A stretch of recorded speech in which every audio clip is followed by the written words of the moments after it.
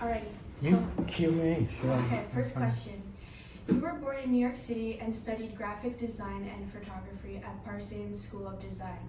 What were your teenage years like in a city like New York City, and what was college life like at that time? Well, I thought about these questions, you know? So I think that whatever people think my life may have been in those years at Parsons, and then it was just called Parsons, I don't know. It wasn't even where it is now. It was 3 floors in a loft building on East 54th Street, a block away from where Marilyn Monroe's apartment was. It was the Upper East Side. It was a very rich neighborhood.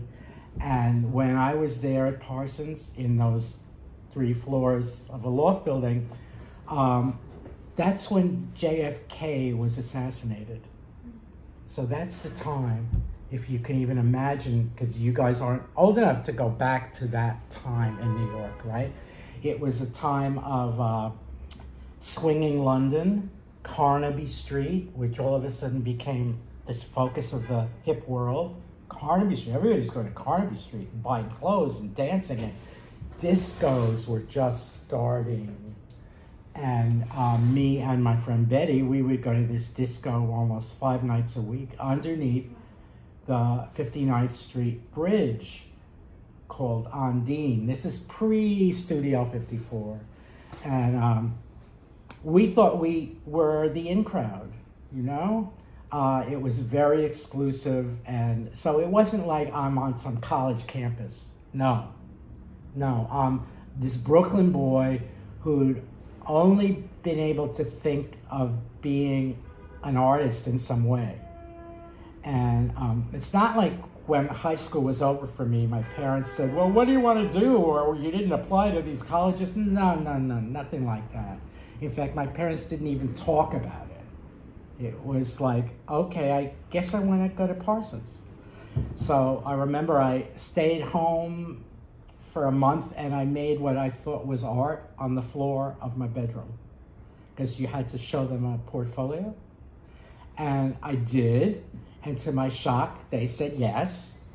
And I wanted to be in graphic design. Parsons had fashion design, fashion illustration, fine art, graphic design. Those were the big, and maybe industrial design. And all my friends turned out to be in fine art, and people in my own group were in graphic design.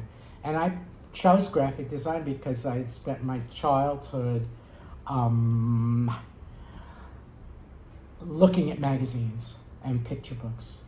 And I was this lonely, isolated kid. I lived in an apartment house in Flatbush. There were no other children in that apartment house. There were no other children in the next apartment house. And all my friends became the pictures and magazines. I grew up playing with them. I grew up playing with the pink refrigerators and the photo essays in Life magazine or Look magazine or Holiday magazine. There were millions of magazines, right? So they were my friends' magazines, and I thought, well, okay, that's what I want to do. I want to learn about graphic design and stuff like that. But when I actually was there, it turned out that graphic design also meant to a lot of people advertising. And most of the guys in my group would show up in like suit jackets and ties because they were prepping for their careers and lives in advertising agencies. And that wasn't what I was there for at all. And nor was I there for photography, even though they offered photography. By that point, it was this one group of people from the tri-state area, I guess, who we were together with each other for 3 years solid. And we took all these different classes with each other. You know, like twice a week we went to life drawing together, and you know, we had different teachers. And by the time we got into here's your photography class, well, I was friends with, like, it sounds creepy to say it, I was friends with the three most popular girls in the group. Okay, and all of and the photography teacher was like a single straight male who was drooling over all three girls, and pretty much hated me because they were all over me and talking to me, and we were sitting in the back of the class and ignoring him, right? So yeah, I learned some basic things then, but I mean, it wasn't like I studied photography. No. But I had been taking pictures since I was 10. An uncle of mine gave me a camera when I was around 10, and it was one of those look into it and see everything upside down cameras. And I would just walk around Flatbush and take pictures because that was my friend. I didn't have anybody to talk to. I didn't have anybody who wanted to play with me. I wasn't one of the regular guys. I wasn't in Little League. I wasn't invited to be part of the Corvettes, which was this group that had pink and gray jackets and everybody was straight. No, They liked me, they talked to me, but up to a point, So what was life like in college? Art direct, in Parsons? Parsons was, I think anybody's art school experience is probably the best, most fun, freest time of their existence. It's just totally, let's play with something you never played with before, and you get to really delve into it. And if I came away with a lot from those years, and confidence in myself. Because before then, I was just in high school, where I was just hey, he could be a homo, let's not talk to him.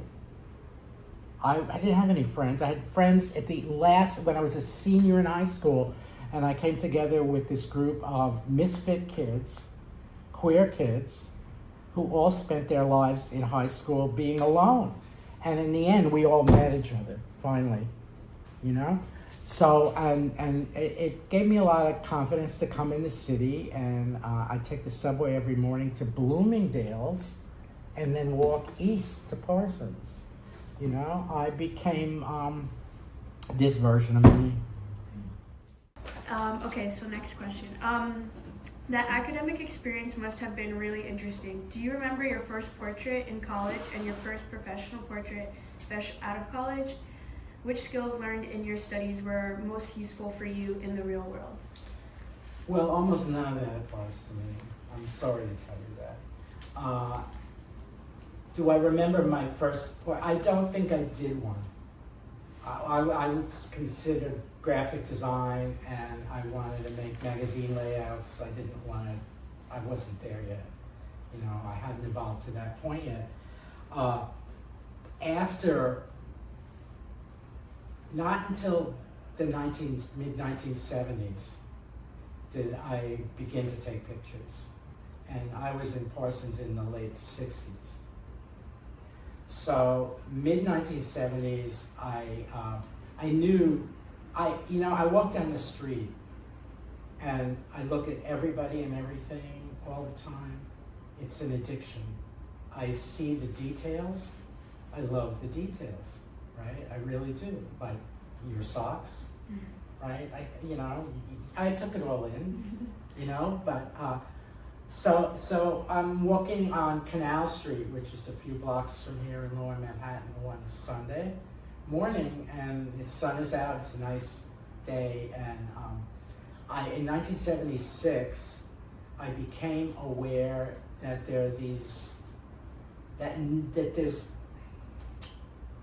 when I was an art director, I'm backtracking. When I was an art director, I would see contemporary artists all the time because I could publish them. I could give them a cover, I could give them a 2-page spread saying, here's an upcoming illustrator, or here's an upcoming photographer, or because that was the nature of the trade magazine. And I would be one-on-one with artists from all over the world for quite some years, and they would put their portfolios on my desk, and I'd look through them and see if there was something in the portfolios that I might want to choose to use within the magazine and promote them. Because magazine, that's how they work. It's all about promotion. We don't pay you, we publish you, right? So in those years, I got to have firsthand experience with almost every young photographer in the world. And some established ones too. You know, some very established ones as well. I got this ability through my training, I think, at Parsons. We all, in art school, you all get to critique everybody in your class at the time. So if there's an assignment, everybody puts the assignment up on the wall, and then the whole class talks about what they think everybody else did, and it's always very candid, and you get to really evaluate the work. This was the assignment, this is what these people did, this is the work, and I'm very good at that. So when it came to seeing artists and illustrators and painters and photographers one-on-one, I was maybe incredible with them because I could talk to them. I could talk to them about what I saw in their work, what was meaningful to me in relation to the magazine, what was strong, what was boring, what was of interest, what was not. And I would pick something and put it in a drawer and say, yeah, well, maybe we'll use this in the next 2 years. You know, thank you very much, and they'd be thrilled, right? So in that course, every time I ever saw a photographer, the portfolios would be pictures of women, photographs of women, beautiful photographs, black and white photographs, big 16 by 20 prints, their girlfriend, holding a liquor bottle, shiny red lips, bathing suit, jewelry. That's all it ever was. Over and over and over and over and over again. Everyone wanted to sort of be commercial. So that meant you photographed women and you photographed your girlfriends if you were young. And I'm not saying they were bad. There were some gorgeous photos I remember to this day. But when I decided I wanted to be a photographer, I really felt political about it. And I felt that the world did not need, and so if they were straight photographers, their portfolios would be pictures of women. And if they were gay photographers, their portfolios would be pictures of women in dresses. That's it. Nobody photographed men or looked at men, other than the first few Calvin Kleins were coming out. And they already were married to Bruce Weber anyway. You know, so when I started to take pictures, I realized the world didn't need me, and it didn't need another gay man to do more ladies' dresses and more fashion. It just didn't. It still doesn't. You know, and that was not in my heart anyway. What was in my heart at this point was that I was out, and that I was considered myself really lucky to be born gay at that time of history and time and place. That it wasn't 50 years earlier where I would have been given shock treatments or jailed or murdered or beat up on the way to the subway in Brooklyn. I was like, in this time, it was like 70s, 60s, 70s, it was like freedom.